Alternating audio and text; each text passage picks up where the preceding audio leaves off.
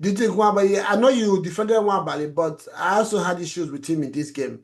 Uh, Not because he's not a good goalkeeper. I trust him in Mm, terms of shot stopping, but it looks like sometimes he likes to do extra.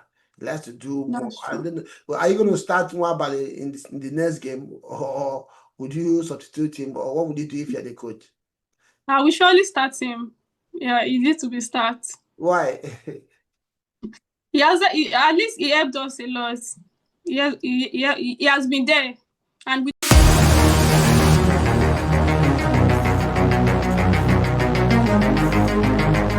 Watch Tranzeet TV right now. Transit Sports TV Nigeria 4, Gabon won the first semi-finals of the African playoff to the World Cup before they go to the intercontinental playoffs to, well, I mean, the first game on the long playoff journey for Nigeria, if I thought they would make it to the World Cup. And Nigeria today beat Gabon 4-1, a game that was quite interesting. And for me, being a fan of Super Eagles, this is about the best game I have seen Nigeria play in terms of really playing as a team, being coordinated, breaking the lines, playing between the lines, and actually building play from behind and not being chaotic or just lobbing balls, long balls from back to front.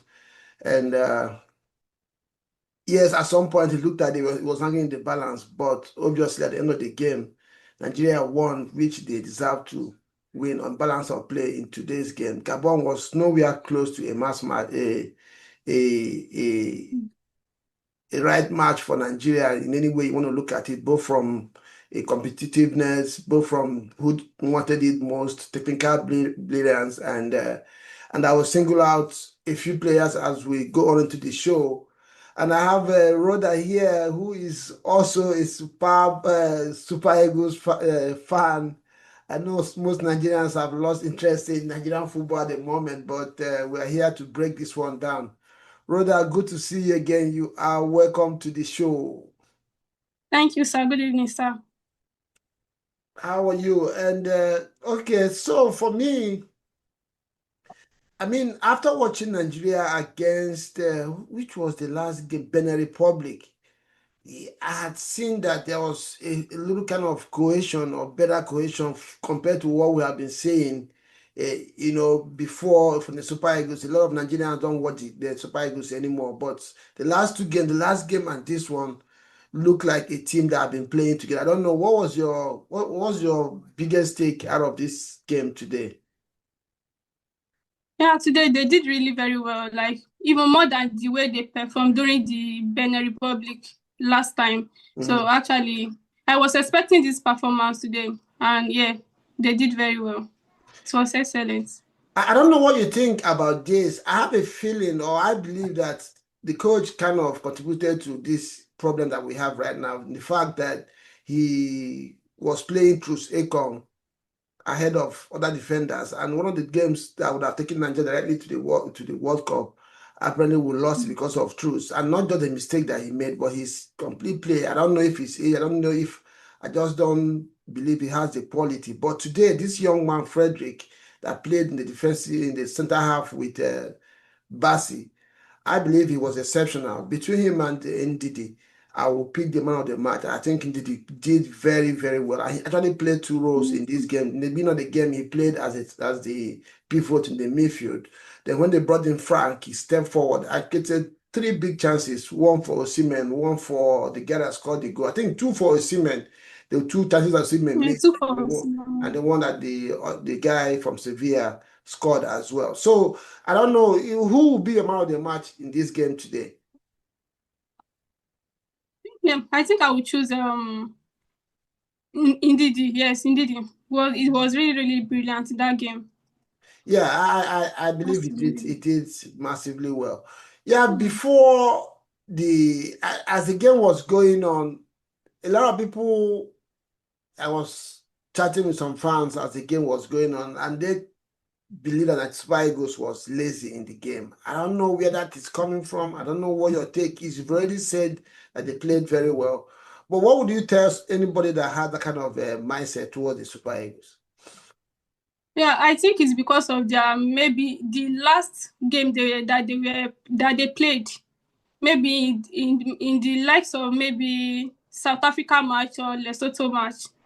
So with that kind of performance, everybody's mindset is that they are lazy. Even I even have someone that was even blaming Nwabali already, even without conceding a goal. So I think it's because of the record before. That's why. Yeah, I think that should be what it is because if anybody that understands football, I also think that maybe it was pressure because all through the first half until the second half, Nigeria did not score, and eventually when they scored last minute of the game, it wasn't too long. Gabon equalized. So sometimes fans speak out of pressure and emotions. I also saw some Emotions, people yes. calling Peter Osimhen names when he missed those chances, and one guy said he's the worst player of his generation. I'm like, Osimhen, this is a guy that has won two leagues in two league cups in two trophies in two different leagues with two different clubs, scoring highest goals. Just because he missed a couple of chances, then he has become the worst player. And this is what fans can do sometimes. And Yeah. I don't know if you have to look at it from the point of view of Gabon, and as just assume you're a Gabon fan, what would you be telling those players? What was their biggest problem today? I think those guys too, they tried though, but I think they are not matched to the Super Eagles. Mhm. And I think I don't really have much to say about them for real because they really tried very well, just that they are not matched to the Super Eagles. Yeah, I don't know if I agree with you. I believe that Gabon kind of respected Nigeria too much, and they they allowed Nigeria express themselves as well. Yes, in as much as we give Nigeria credit for playing well, but I believe Gabon didn't really put much into this. I don't know if maybe they felt that the Super Eagles that played the qualifier are not that good, so they felt that somehow they are going to get their goals or something like that. But in terms of commitment, I didn't see that much today from them. Kudos to the coach of Nigeria for this game. They still have a lot of work to do. Right now, Cameroon is playing, and whoever wins that game will meet Nigeria on Sunday. Unfortunately, they played almost 130 or 140 minutes in this game, and they have just 2 days to recover and go again on Sunday in the finals, which I expect Nigeria to win. And towards the end of this game, Truce Ekong came in and they moved Frederick to the right back. I hope the coach is not thinking of playing Truce in the second game. That for Yes. me is going to be a big disaster for Nigeria if Truce plays. Yeah. I don't have any personal issues with him. He has actually come on this channel before, but I don't know if his age is kind of slowed down and it doesn't. The agility of that young man today and his chemistry with Abasi, he can. I don't think anybody should joke with that. That substitution today. I know Nigeria was already 4-1 up before Truth came in, but I hope the coach is not Yeah. thinking of playing him in it. But that was what he did before. There was one qualifier. The first game he benched him, but the second one he put him in, and he cost Nigeria that game. So Super Eagles played well today. We'll have condemned them so many times, but today I like the cohesion, I like the commitment, and they played in between the lines. Alexi Iwobi tried some line breaking passes, though sometimes he missed it, but that's what we want to see. We have the quality in that team. It's just for this team to put the ball on the floor and do what they do week in, week out for their clubs in Europe. I don't know what's your prediction. Do you think Nigeria is going to go at least win on Sunday, regardless of who they meet? Because Cameroon is playing against DR Congo. Anybody that wins that game will face Nigeria on Sunday. Yeah, I think if they continue with their current form, they'll definitely win that match. Do you think Nwabali? I know you defended Nwabali, but I also had issues with him in this game. Uh, Not because he's not a good goalkeeper. I trust him in terms of shot stopping, but it looks like sometimes he likes to do extra. He likes to do more. That's I true. don't know. Well, are you going to start Nwabali in the next game, or would you substitute him, or what would you do if you're the coach? I will surely start him. Yeah, it needs to be start. Why? At least he helped us a lot. He has been there, and we know what he can do. Just that he has been fumbling these days. Yeah, I believe he's a good goalkeeper, but sometimes he does extra. He does too much. Okay, our viewers out there, yeah, Nigeria has won today. We have one more game to play before they go to the continental playoffs. Yeah, me and Rhoda, we have tried to break it down. Like I said, it was an interesting game for Nigeria.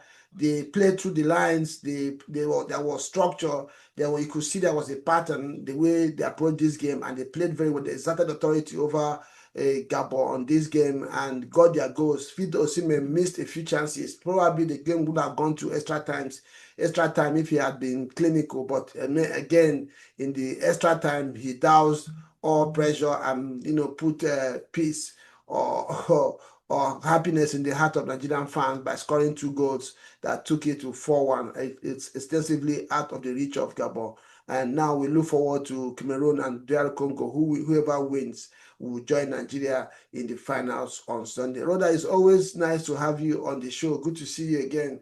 And we'll see what happens after this game against Cameroon and DR Congo. And we'll see you on Sunday. Good to see you. And I'll see you again next time. Ciao. Thank you, sir. Yes, ma'am.